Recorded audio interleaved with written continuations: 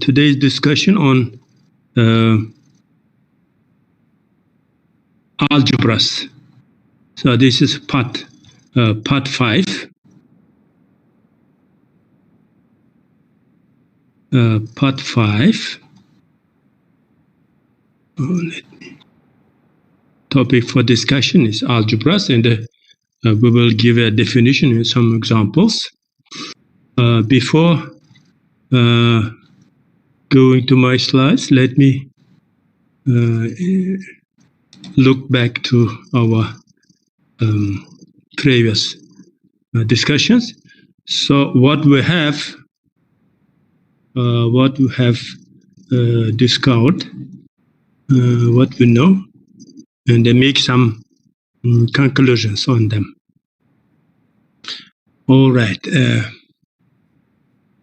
Let me get maybe full screen first. Okay, so we have, in fact, in algebra, main problem is the classification problem of a mathematical object, algebraic structures. Classification means we need to split the certain mathematical structures or algebraic structures into equivalent classes. Then take from each equivalent class. Equivalent classes, they are so-called that mathematical objects which are close to each other. In one class will be those mathematical structures which are close to each other. We just identified them, not we differentiate them. So sometimes to solve this classification problem, we need to find some functions or set of functions defined on that equivalent classes. So some of cases which have considered, we had met so far, we were lucky to find that set of functions or just a single function. So let us just go through what we had. If we have set of all sets, the G, or it's S, go to S. So function F, only one single function can be applied here to solve classification problem. So this is a function from this S to N, natural numbers, defined as follows. For each set, we will assign it as a cardinality of A. Then A is isomorphic, or A and B, two sets are in one class if and only if FA is FB. That means their cardinalities are the same. This is such case. You see here, necessary and sufficient condition for A and B to be isomorphic. Just to verify isomorphism of A and B, we need to just calculate the value of some function given as a cardinality of that set A. Let us move to the groups case. In groups case, if you consider G as a set of all groups, then from here must be this G, sorry, here. So function from this set to N, this time is defined as to each group will assign its order. Then you can see here, if two groups G1 and G2 are isomorphic, then of course their orders must be the same. But it is not sufficient condition, only necessary condition. If this set is cyclic groups. The groups are cyclic. Then, of course, it will be, this is necessary and sufficient condition. So two cyclic groups are isomorphic to each other if and only if their orders are the same. So you see, for some cases, you have just necessary condition. Sometimes you have necessary and sufficient condition. Because why it is only necessary condition? Because we know two groups at least, order 4, which are not isomorphic. Say one of them is a cyclic group of order 4, another one is, say, Klein 4 group. Klein 4 group is not cyclic. So that's why the converse of this condition is not true. Means the orders may be the same, but the groups may not be isomorphic in general. The same for rings.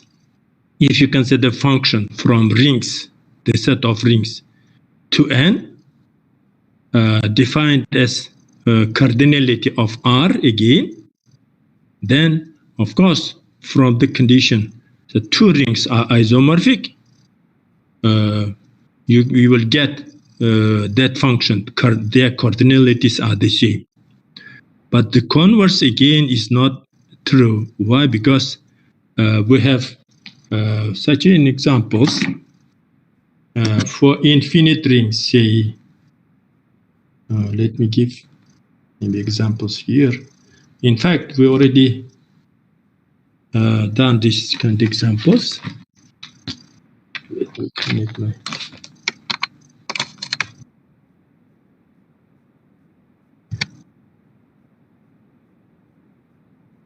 Say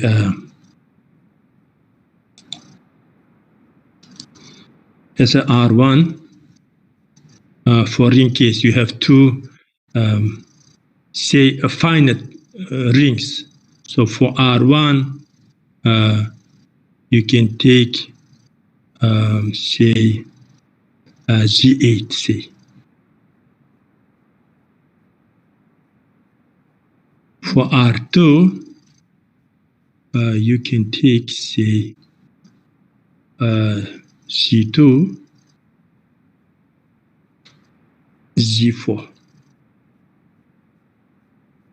so-called direct product of two rings. You can define this in this R2 addition and the multiplication operation component-wise. Here is a addition, here addition. So A plus AB plus A1 B1 plus A to B2 you can define.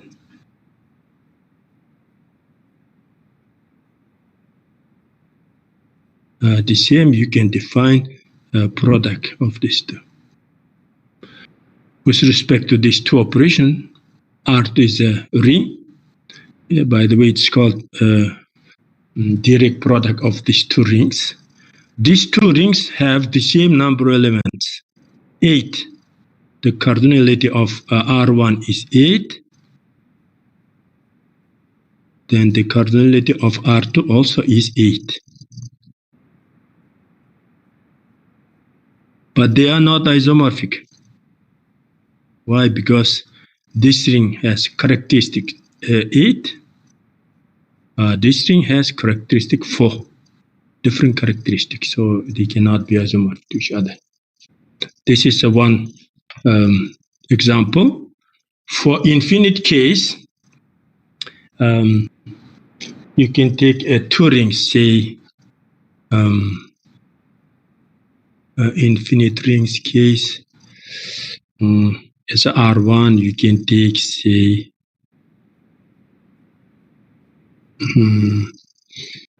let me take for R1, say, say Z square root of 3. I already mentioned about this. And R2 is z square root of 5.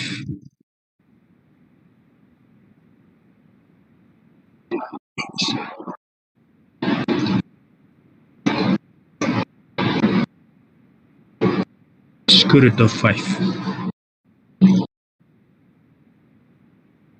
These two rings, they have countable number of elements.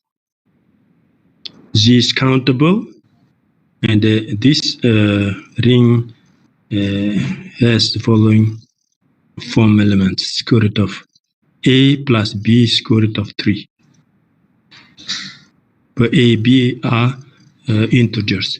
This ring has a plus b square root of 5. You can consider this ring as a z, two copies of z. So z and z. This also is a z and z. Because this A runs Z, this B also runs Z. The same here, A runs Z, B also runs Z. Oh, sorry, not 2 or 5. It does matter. Even 2 also is they are not isomorphic. Let me take 5 because 5 already I've mentioned. So these two rings have the same number of elements, but they are not isomorphic. So this is example, control sample to that way, that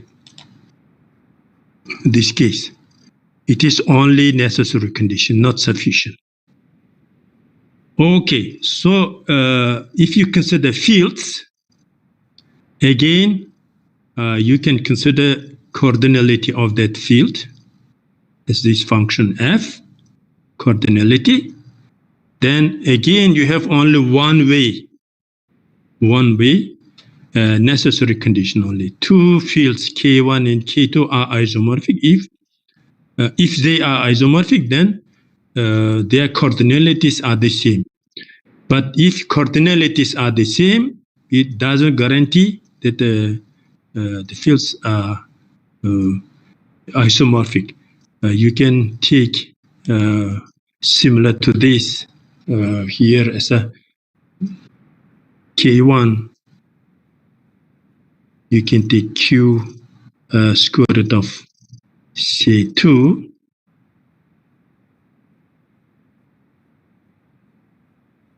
for K2. You can take Q square root of 3. See again. The number of elements in both cases countable, but they are not isomorphic to each other. So that's why that is that function, this condition, only one-way condition, only necessary condition, not sufficient. But one particular case, this function gives you necessary and the sufficient condition. If a field is finite, then two finite fields are isomorphic if and only if their cardinalities are the same. The number of elements are the same.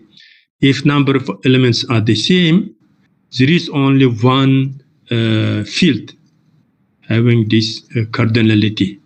By the way, I mentioned you, then the number of elements in this finite fields case is power of a prime number. It is a Galois result, the Galois theorem. Okay, next one is vector spaces case.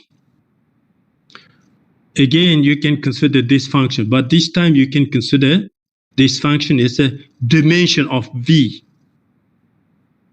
Then you will get a pretty good condition. So two vector space V1 and V2 are isomorphic if and only if their dimensions are the same. So in this case, you have necessary and sufficient condition here. So to verify for two vector space to be isomorphic, just calculate their dimensions. If dimensions are the same, then vector space are isomorphic. So that is some kind review for classification problem. It is given as an invariant function. These functions, these kind of functions, are called invariant functions. But in quotes, why? Because for to be invariant, you should introduce some action of group. Then invariant functions are defined by with respect to that action of some group. So that's why just for sets, for groups, haven't defined any action. So that's why just I put the invariant is in quotes. Okay, any questions, please, regarding this? So I had some review. By the way, for algebras, again, we will get only one way. One way. If two algebras are the same, isomorphic, then their dimensions are the same. But the converse is not true. That will be a problem of us. Our problem, we will solve it. So that is main classification problem in algebras. Okay. Hello. Are you hearing me? Okay. Thank you. All right. Let's go to algebras. If no questions, then let us discuss algebras now. So yeah, I'll start from this definition of algebra. What else? This is non-empty set A, underlying vector space V. So V is vector space. On this vector space, we introduce the one more binary operation. Remember that vector space has two operations on it. One operation is addition operation. Another operation is a multiplication operation. According to vector space definition. So we have V cross V into V. We called it addition operation. With respect to this addition operation, V must be a abelian group. Another operation, we called it multiplication by a scalar, F, which is a function from F cross V into V. So with respect to this operation, also must be some condition must be satisfied.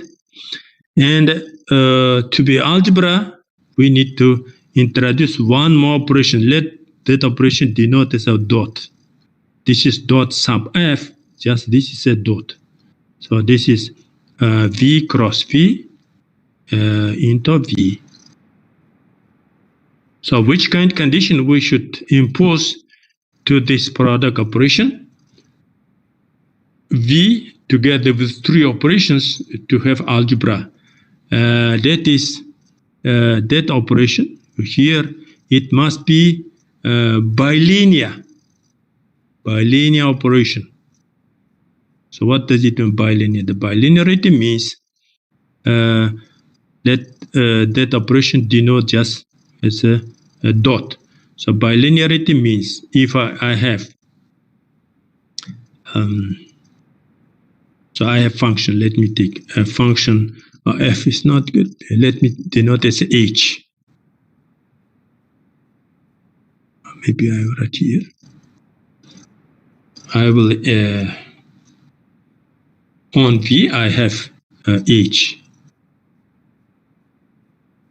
V cross V to V.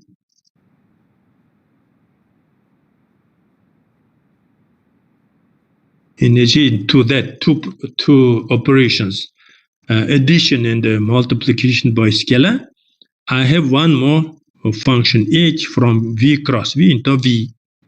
So this function must be bilinear. What does it mean, bilinearity? Bilinearity means you have h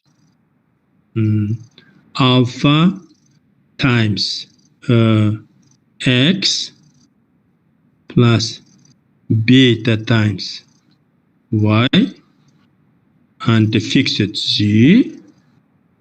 It must be alpha times h xz plus beta times h yz. This is a linearity with respect to first argument, first variable, and since it is given bilinear, which means with respect to second also must be linear. I will fix just now. At this time x, so alpha y plus beta z must be alpha h xy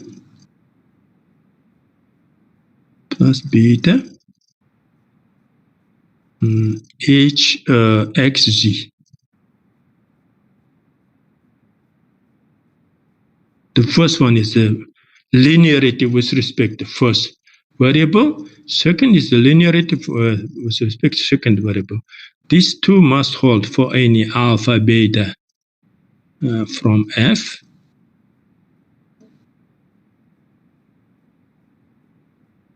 And for any x, y, z from v. Because this product operation, since v is a vector space, so this product operation is defined. This addition operation also is defined. So this combination of these vectors are given. So new function h must satisfy this condition and this condition. If you have vector space where you have this kind of function satisfying these two condition, then you get algebra A on this vector space V, algebra structure on the vector space V. So that is denoted. By the way, here is denoted as a lambda. Okay, let me write h here because already that function I denoted by h. But in slides, this is called, it's denoted by lambda. So A in slides, let's go to slides. In that case, I will take algebra A is V, that vector space, along with this lambda. H, this is lambda is given here. It is denoted as lambda. I start to write this h here. Okay, now dimension. So dimension of A, dim of A is the same by definition. Dimension of V.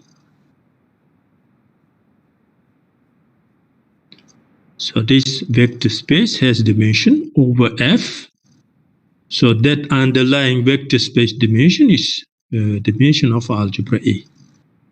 Okay, so let us consider some examples.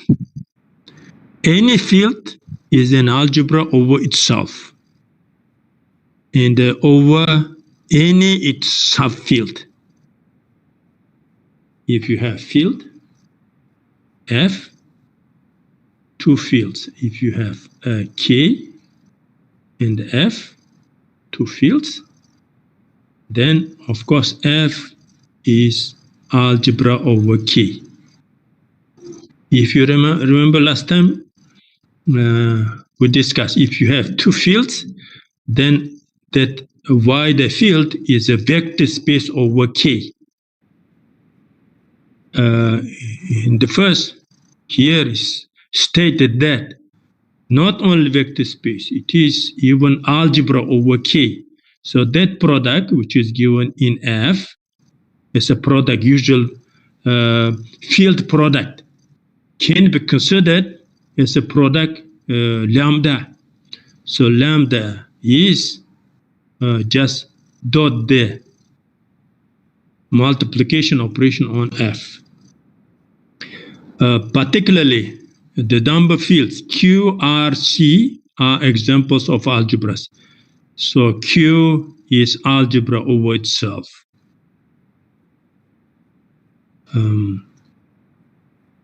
R is algebra over itself, and over Q also is an algebra. The same C is algebra over itself, and the algebra over R, and it is algebra over Q.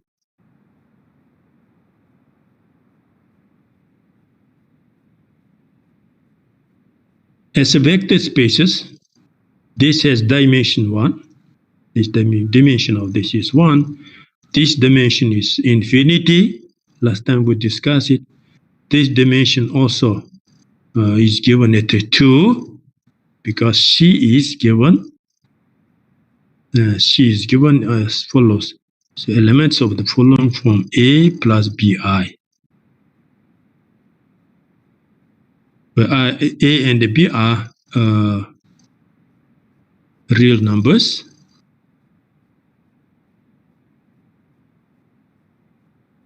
These two real numbers.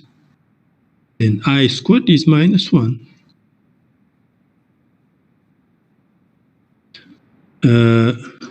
Looks like two copies of R. This dimension is 1, this dimension is 1, so dimension is 2 here. This dimension is infinity, C over Q. So as an algebra, Q over Q is a one-dimensional algebra. Here, infinite dimensional algebra. Here, two-dimensional algebra. Here also is the C over Q is infinite dimensional algebra.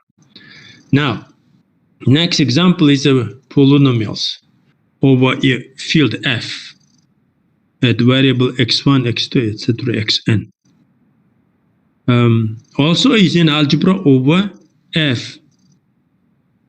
Dimension is infinity again, because even in one variable case, dimension is infinity. If you take F of x over F as a vector space, it has dimension infinity over F, because at least we have one set of infinite number, linearly independent set of elements from Fx. They are 1, x, x squared, x to the 3, etc. This is infinitely many vectors. They are not linearly dependent. They are linearly independent. So that's why this vector space has infinite dimension over F. So this is infinite dimensional algebra over F. The set of n by n matrices, addition operation is given there, usual matrix addition, and multiplication. If you remember, last time we introduced two types of multiplications. One multiplication is component-wise multiplication. Another one is multiplication, row-column multiplication, as a usual multiplication of matrices. Of course, with respect to these two product, the set of m by n matrices form an algebra different dimensions. If you consider mn with respect to component-wise product, you can consider Mn with respect to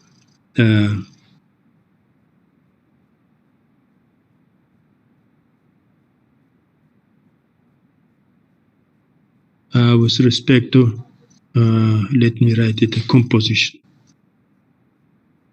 They are totally different algebras.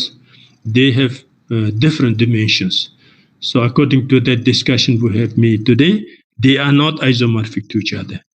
Two different algebra structures on Mn which are not isomorphic to each other. You can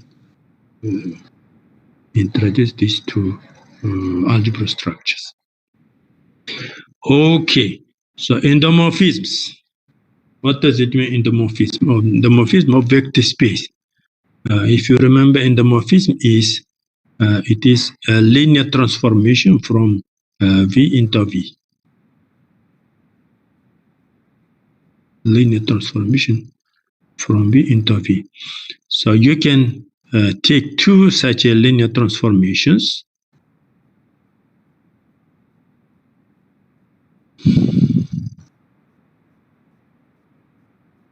Such a two linear transformations, and you compose them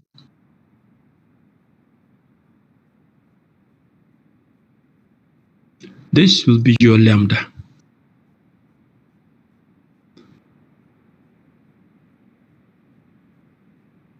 Let me denote as xy.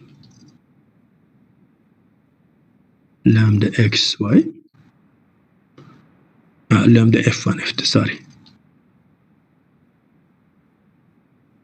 sorry, f1, f2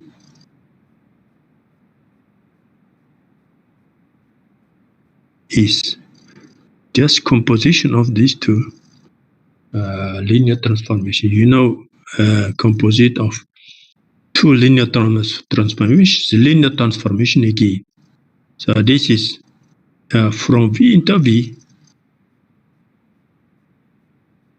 Linear transformation from V into V is endomorphism. So this belongs and F V. Addition operation is given, just pointwise addition, and the multiplication also is given. Addition, let me write addition, F1 plus F2. Addition operation, F1, F2. At point V, which is F1 of V plus F2 of V. This addition in V, because if you apply to V, F1, you come here.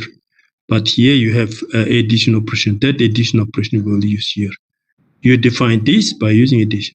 Multiplication by scalar, lambda, or let me denote as a K, because lambda is busy. So K times F at point V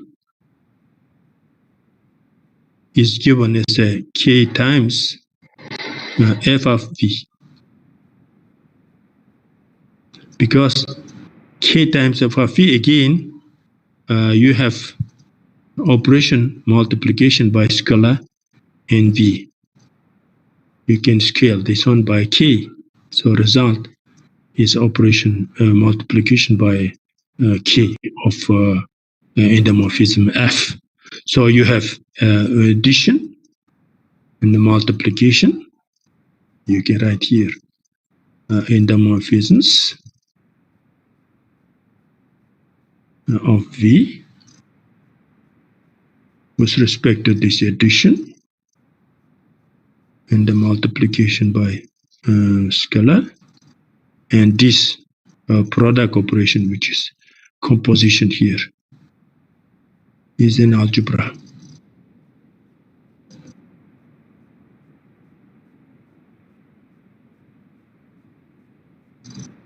Is an algebra. Okay. Next example. Next example is given as a like 2 by 2 matrices, but entries of that matrices are given some specific way. Diagonal elements from F, but skew diagonal elements, they are vectors from F3. So you can form such a matrix. Addition operation is entry-wise. So you can take that, such a A, which is given alpha 1 V1 and U1 beta 1 and the B you can take as alpha 2 V2 U2 and the beta 2.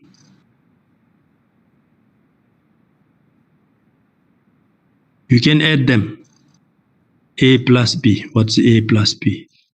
A plus B is just introduce A plus B. So this is just put here alpha 1 plus beta 1. This is addition in F. Here you will put beta 1. Oh, sorry. Apologize. Let me alpha 2, right? Here you put a beta 1 plus beta 2. Here, this addition in F. Here you put U1 plus U2.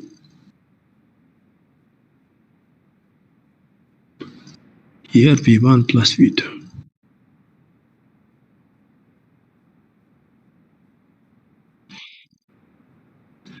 So result, this is element of F. This is also is an element of F. This is addition in F3. Adding two vectors from F3, you will get, because it is vector space, three-dimensional vector space. Each element of this is given as a by three elements of F. So you will get addition, just component-wise addition here. Here also you have addition. Result, this is element of F3. This is also element of F3. You will get exactly these form elements. Two scalars on main diagonal and the two vectors in skew diagonal. This is addition. Now multiplication is the same. If you multiply by some k, you will multiply this. So result, you will get an element of F. Multiplying these two, you will get element of F3 because F3 is a vector space over F. So that's addition and multiplication by scalar operations are given. So product operation is given as follows. By the way, here is definition a bit different than this, but never mind. It's okay. Alpha, beta, they are taken as scalars. Gamma and the delta for second elements. Here as a skew diagonal elements are given U and the V. For this element, skew diagonal elements are given as a W and a Z. So multiplying these two, you need to get element of this sort. Okay, let us do it. So here they say we multiply this one to this, then multiply V and U by scalarly It's called in product. In product here. So result of in product is a number, is an element of F. So you would, this is element of F. The result of the unit product is element of F. Adding two elements of F, you will get element of F. So this is alpha given. This is the first element of main diagonal is from F. About this case, you multiply this by alpha, this multiplied by delta, and subtract from that vector. Result will be vector in F3. From that vector, you subtract V cross W. This also is as a vector. Cross product of two vectors, V and W. Vector plus vector minus vector. So result is a vector. So this is element of F3.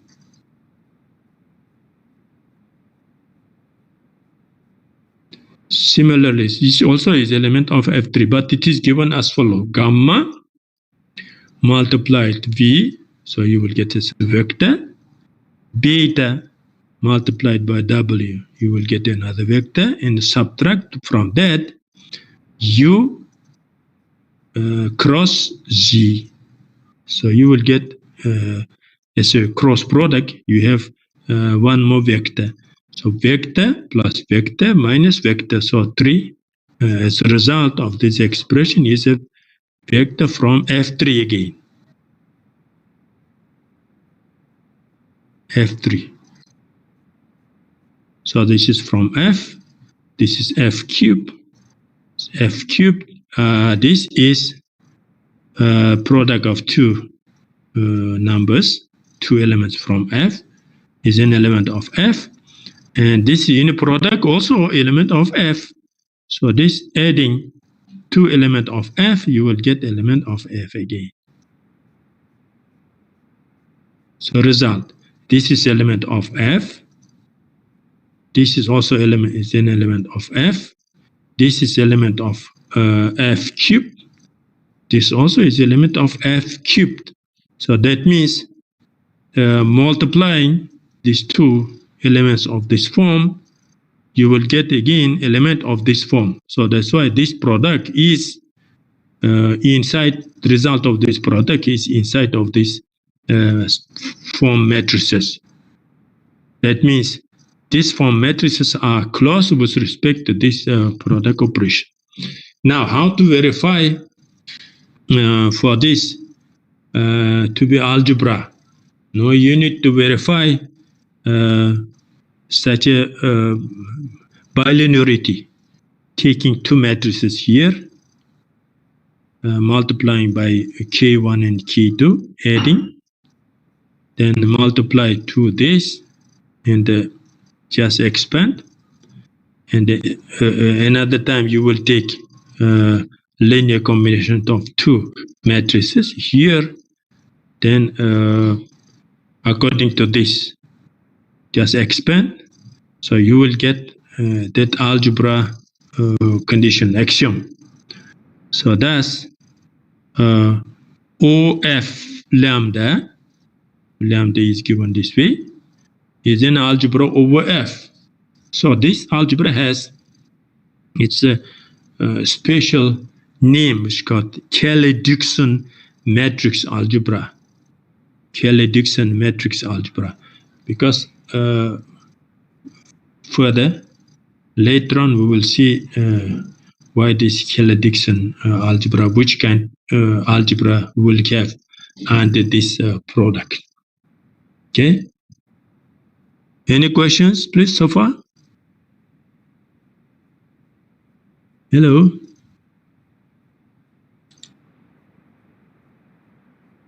Are you around? No questions. Thank you. All right. So now, This is a Kelly-Dixon algebra. Of course, I would advise just check for lambda to be bilinear for the audience. It's easy. Just take 2.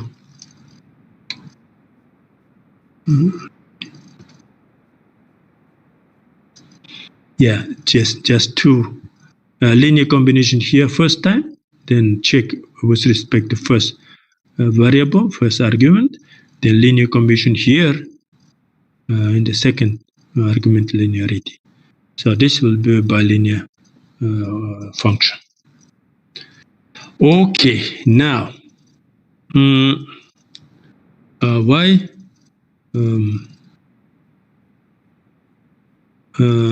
in some sense algebra is much simpler than groups and the rings, especially finite dimensional algebras. Why? Because if you fix a basis E1, E2, etc., En, then you can take a product of these vectors with respect to that lambda defined on that algebra, because if you have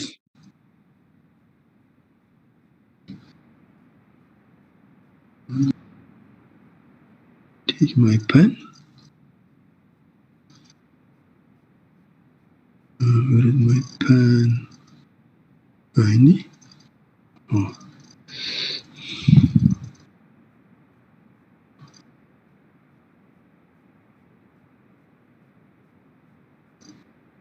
Okay, so I have, let me start right here.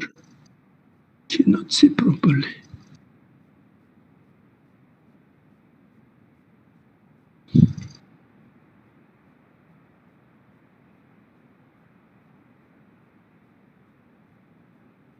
Okay, so I have, no.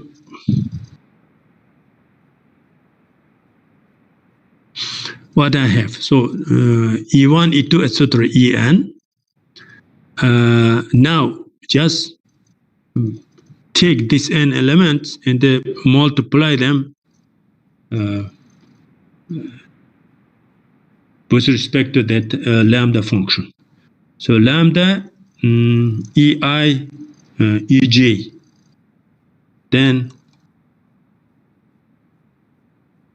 Ei Ej, I have to write here, because so lambda is function from V cross V into V.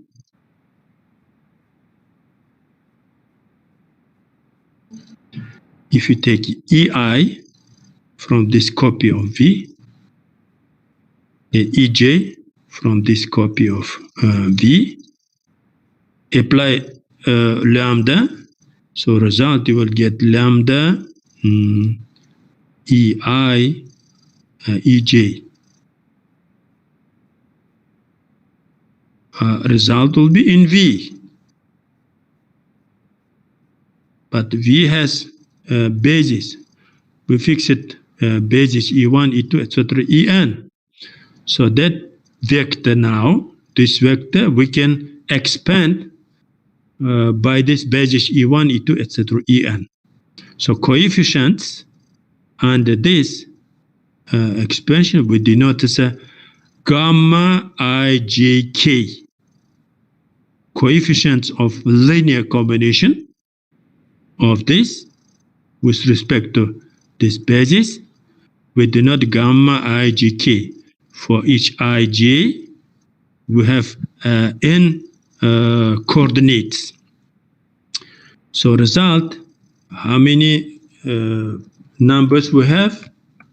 Of course, we will get n cube numbers.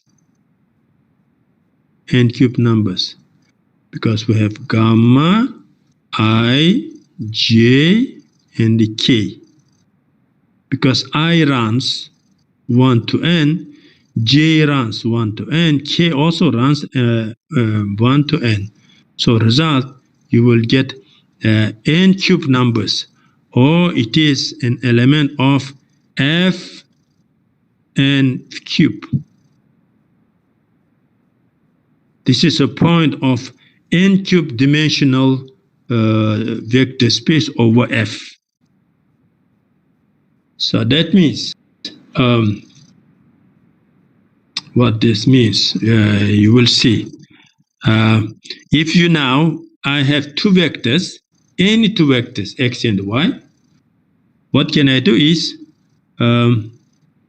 expand this vector x as a linear combination of basis vectors, e1, e2, etc., en, with the coefficients alpha 1, alpha 2, and so on, alpha n.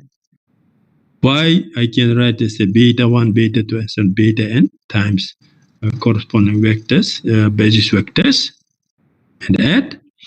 Now, if I apply lambda to f and y, so what I will get as a result, because of bilinearity, I can expand with respect to this first argument.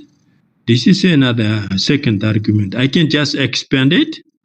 So I am left with this guy, lambda ei ej. But lambda alpha I and the beta j, they are factored out from lambda. So I have lambda. Here I have alpha 1 e1 plus etc. plus alpha n en, comma beta 1 e1 plus etc. plus beta n en. So what can I do is just take this part first, expand by using linearity of lambda with respect to this first variable, expand it first, then expand second part. Then I will get the form. Let me write this as summation I from 1 to n, say alpha I, sorry, let me write correctly by using lambda. So I will get lambda alpha I lambda ei beta 1 e1 plus etc. Plus beta n en. This is expansion with respect to first variable. If I now use linearity with respect to second, again I expand with respect to second. Once I will do it, I will get this formula. So lambda xy is given as a summation, double summation, of course, because here one summation with respect to j will be another summation, double summation of this expression alpha I beta j lambda ei ej. But this guy already I have defined there. Is given here gamma ijk. So that's why if I substitute here, so I will get alpha I beta j gamma ij k ek. So that means if I know gamma ijk, then I know a product of any vectors x and y, because since the basis is given, if I take x, I can expand that x by that basis, find these coefficients alpha 1, alpha 2, etc., alpha n. Expanding y by that basis, I will get beta 1, beta 2, etc., beta n. Okay. Then if I multiply them, I will get this. But for this, I already have defined a gamma IGK. So that's why if I know for this product, if I know this product for any I and j, I know product of x and y. I just take x and y, expand them, and by using this expansion, I will get as a result, since I know gamma IGK, coordinates of x I know, coordinates of y I know, multiplying this by basis vector ek, then I will take summation, so result will be the product of x and y. So that's why the problem is to give these n cube numbers, this one. So you will get n cube such a number, then you will get n-dimensional algebra. Say, to give an example of two-dimensional algebra, how many such kind of elements you should give? Of course, 8. If you give any 8 numbers, then that 8 numbers define a two-dimensional algebra. So three-dimensional algebra,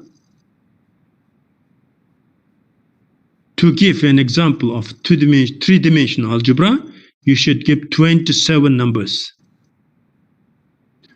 To give four-dimensional algebra, you should give 64 numbers. For five-dimensional algebra, you should give 125 numbers. So this is because according to this discussion, once you give n cube number, so n cube numbers, so this n cube number is they are defined n-dimensional algebra. So n cube, n is 2 case 8, n is 3 case 27, n is 4 case 64, and n is 5 case is 125. So n cube numbers, any n cube number gives you n-dimensional algebra over field F. Okay? All right. Any questions, please? If somebody asks you, say, give an example, say, 5-dimensional algebra, you should give him 125 numbers. And say, take these 125 numbers and construct the algebra and work over that. You can give such a way. Another question is, which kind of algebra you will get as a result? This is general question. Of course, you will get algebra 8 dimension, but type of this algebra you cannot define here, because if they are free, then it will be no any condition, no point to study that. It will be just element of vector space, n cube dimensional vector space. The same for 27, 64, and 125. So later on, we will specify some conditions for these 8 numbers to form a specific class of algebra. Say, you may get 8 numbers and some conditions over these 8 numbers to get, say, associative algebra. So that 8 numbers to form as an associative algebra, you need to put some associative condition over these 8 numbers. The same for 27 numbers, the same for 64, etc., etc. N cube numbers must form, must be under some conditions. Okay. All right. Let me go to the next slide. Yeah, that by the way, these n-cube numbers, they are called structure constants. So any algebra can be given by its structure constants. So structure constants completely determine the product of any two elements, or determine structure of algebra. Okay.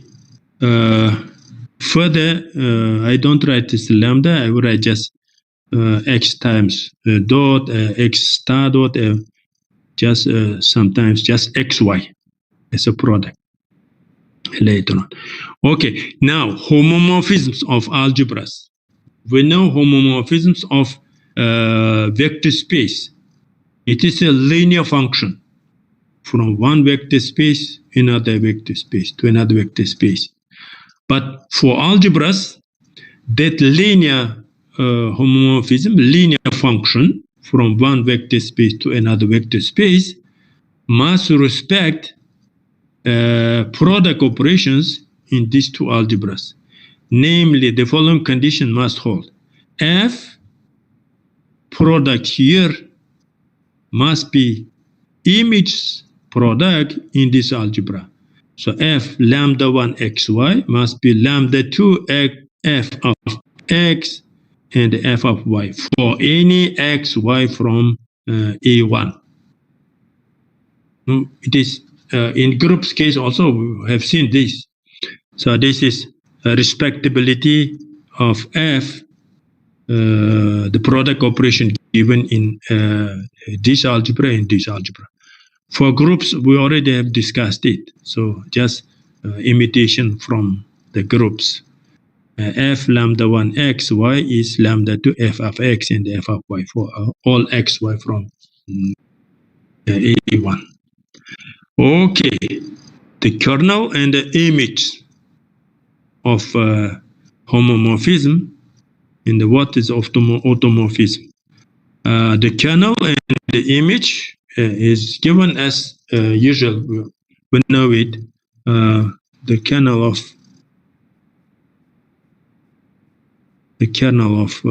f is in vector spaces.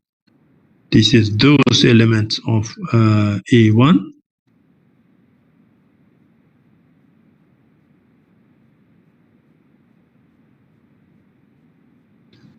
Which comes to 0 under f.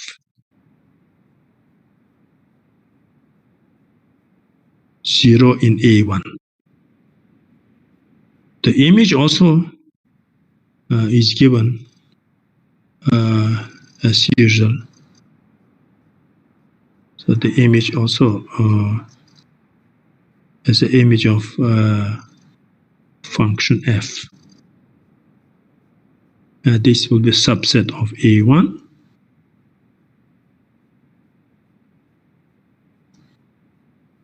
This will be a subset of A2. Those, let me denote as a y from A2 such that there exists x from A1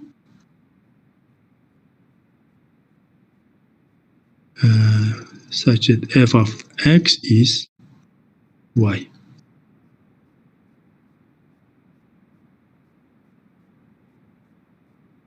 F of x is y. So this is the image. So homomorphism, or linear transformation preserving product operation, is called monomorphism if its kernel is trivial, and it is called epimorphism if its image is whole algebra A2. As usual, monomorphism, epimorphism, we already have such kind cases for groups and rings. Okay. Later on, we will define ideal of an algebra.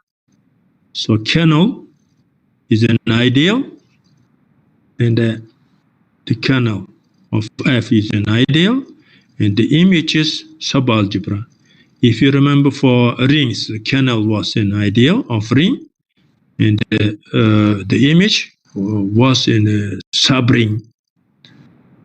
We will see this later on. Let me just proceed to next one.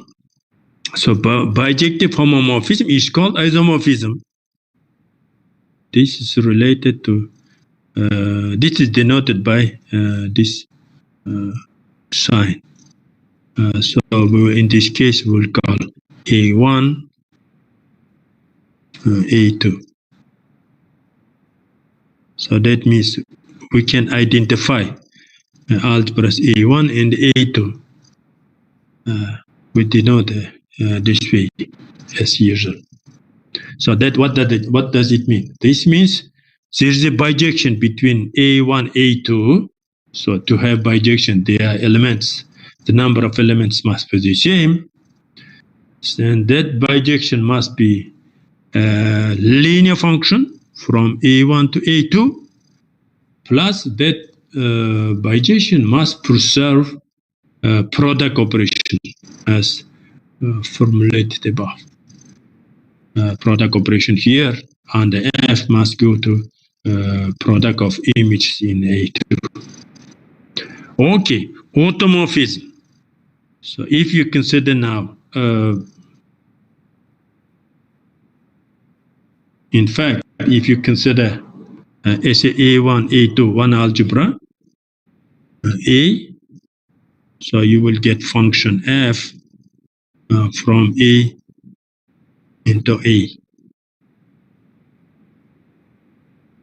If this is a bijection,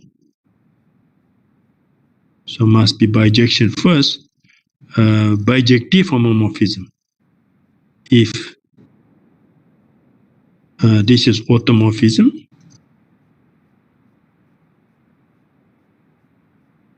if and only if, two things. First, F must be bijection.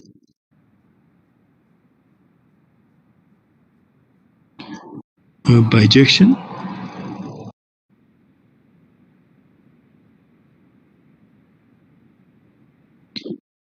Must be homomorphism, of course.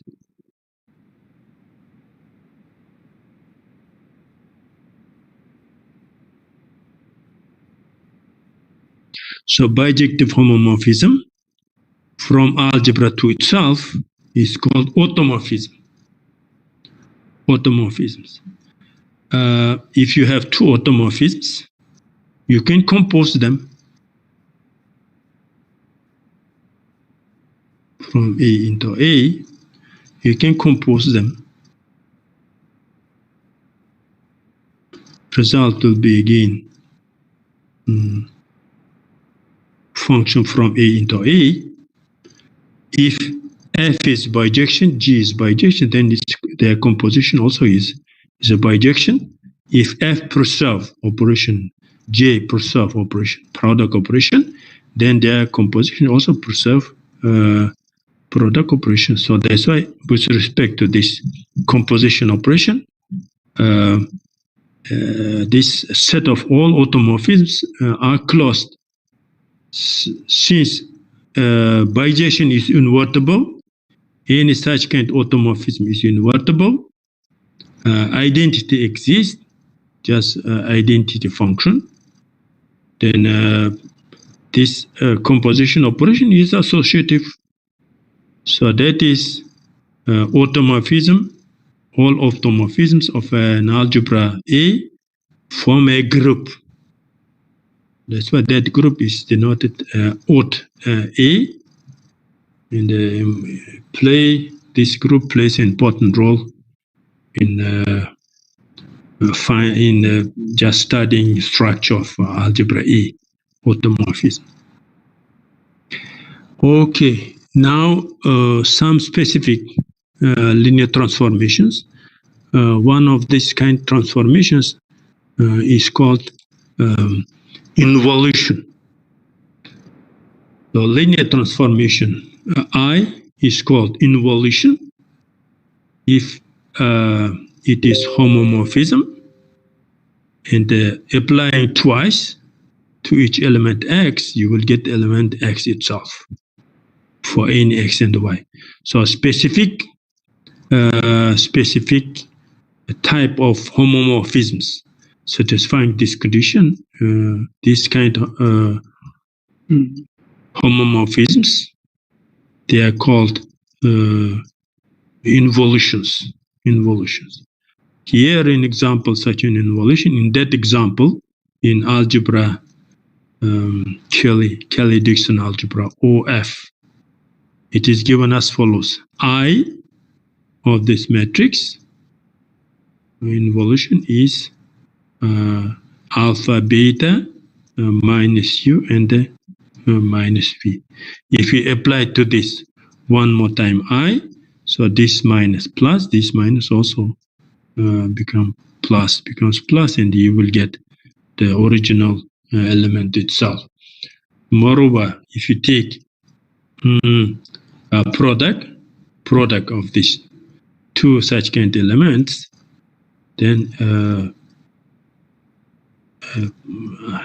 applied I to this product and applied to each of them, and the multiply will be the same. Easily can be checked from this definition of involution. Okay, next concept is subalgebra. Just now I will start to talk on it. What is subalgebra? Subspace S of an algebra A with a product function lambda is said to be subalgebra if lambda SS is S.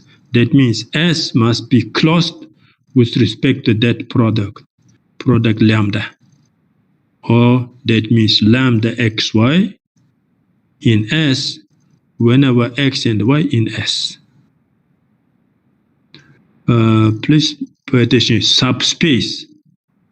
In rings case, if you remember, just it was a subgroup of abelian part. But here it must be subspace. For algebras, subalgebra is different than in rings case, because there S only subgroup of abelian group defined on that ring. Here it should be subspace. It should be closed with respect to multiplication by scalar also. Then that subspace, because this one is vector space, it's subspace which is closed under multiplication given in algebra. That subspace is called subalgebra. Example of a subalgebra just now. The image of any homomorphism is a subalgebra. Why? Because you can see it as follows. Let us take two elements of this image. One is y1, another one is y2. Y1 is given as a f of x1 because from the image, and the y2 is given as f of x2.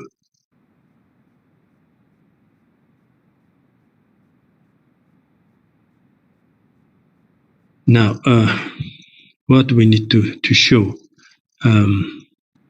We need to show on the product, we will get again the image. I will multiply y1, y2. So y1, y2 also must be in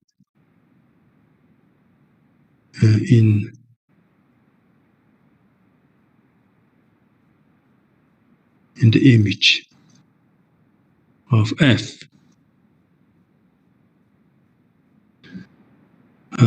What's y1, y2? So for pre-image of y1, y2,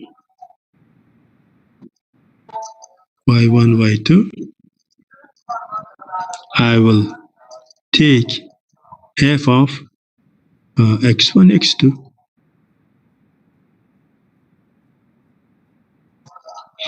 Now, of course, this product in A1, this product in NY. So I could represent I1, y1 times y2 as an image of some element which is x from A1. So that existence of that at this x, I will take x1 times, I can write as follows, lambda 1 x1 x2. Because in here, if you take lambda as product here, product if you denote as a lambda 1, here is a lambda 2. Lambda 2, then so this one is lambda 2, so lambda 2 y1 y2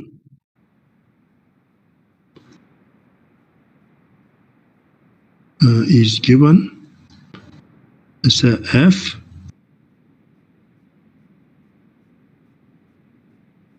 lambda 1x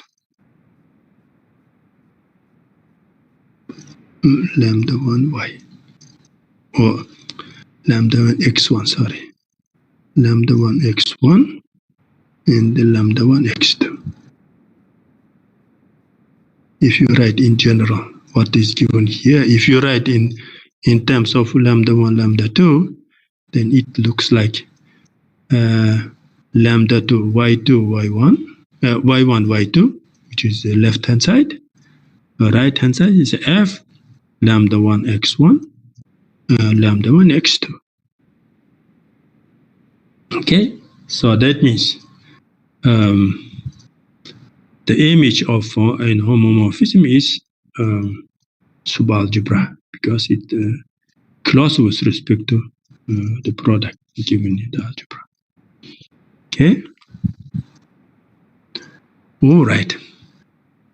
So now, ideal. What's the ideal? The ideal is subspace again, not subgroup. It's subspace again. Subspace I of an algebra A is called left ideal or right ideal if from left side multiplying from left side elements I by elements of algebra, you will get element of I, and multiplying from right side. If you write it in normal language, so you will get how to write it as x times A is an element of I for any x from I from A, and for any A from I. This can be written as A times x in I for any A from I and for any x from A. Now, usual definition of left and right. Only difference is from that of Ring's case, it is subspace, not subgroup, subspace. It must be subspace. And these two conditions is similar to that of Ring's case. So now two-sided ideal. Two-sided ideal if both subspace I of an algebra A is said to be two-sided ideal, or just an ideal if both from left side and from right side it is closed with respect to that right side and the left side multiplications. Okay, maybe it's time to stop. Examples and other details. Maybe I will continue the day after tomorrow. Any questions, please, so far?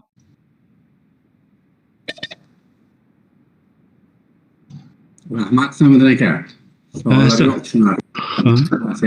Salamat Bali. If no questions, thank you for your attention.